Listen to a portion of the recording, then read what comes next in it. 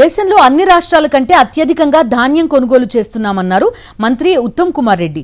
ఈ సీజన్లో ఏపీలో 25 లక్షల మెట్రిక్ టన్నుల ధాన్యం మాత్రమే కొనుగోలు చేస్తే తెలంగాణలో మాత్రం 75 లక్షల మెట్రిక్ టన్నుల ధాన్యాన్ని కొనుగోలు చేశామని తెలిపారు. వడ్లు కొనడం లేదని విపక్షాలు దుష్ప్రచారం చేసే ప్రయత్నం చేస్తున్నాయని మండిపడ్డారు.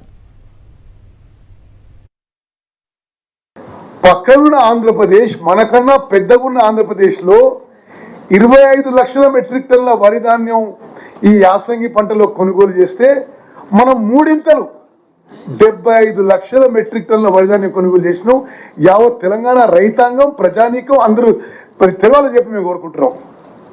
ఇది బీజేపీ వాళ్ళకు కూడా తెలవాలని చెప్పి కోరుకుంటున్నాం మేము.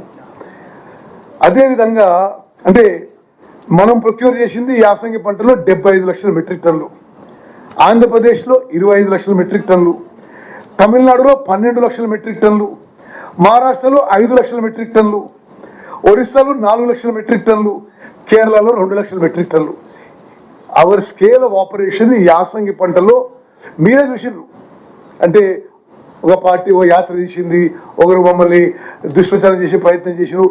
యాక్చువల్ అంకెలతో సహా విడుదల చేస్తున్నాం ఇప్పుడు.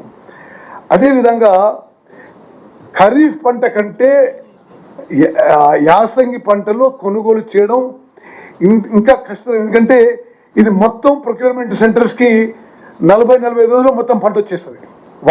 ఖరీఫ్ పంటలో ప్రొక్యూర్మెంట్ చేయడానికి రాష్ట్ర వ్యాప్తంగా 3 నెలల టైం ఉన్నా ఈ యాసంగి పంటకి 40-45 రోజుల్లో మొత్తం ఈ పంట కొనుగోలు చేసిన ఈ సమయంలో కూడా మేము చేసినామని చెప్పి నేను మనవి చేస్తున్నాను. మరిన్ని అప్డేట్స్ కోసం ఛానల్ ను సబ్స్క్రైబ్ చేయండి. నోటిఫికేషన్స్ కోసం బెల్ ఐకాన్ పై క్లిక్ చేయండి.